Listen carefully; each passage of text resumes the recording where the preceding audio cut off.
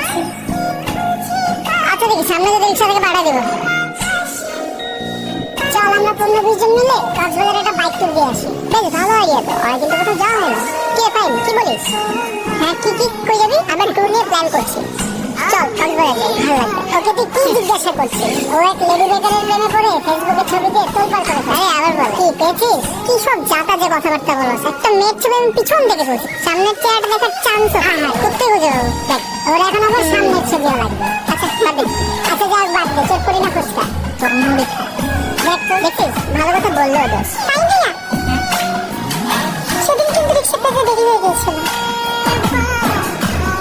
Programme পুরোটা miss করেছিলাম।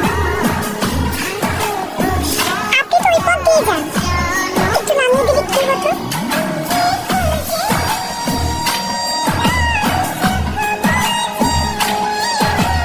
এই বাইকে তুমি উঠতে পারবে না, পিঠে চালাই তো ভয় পাবা।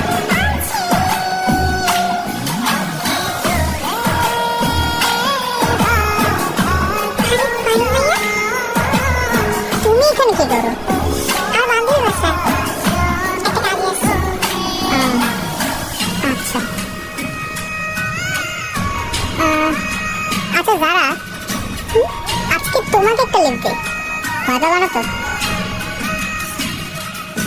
আপনি চালাতে পারবেন তো? হ্যাঁ তোমাকে আমি চালাবো, তাই তুমি চালাবা।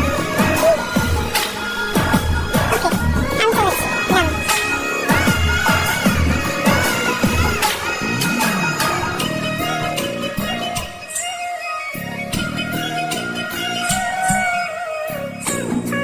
আগাচ্ছেন কেন?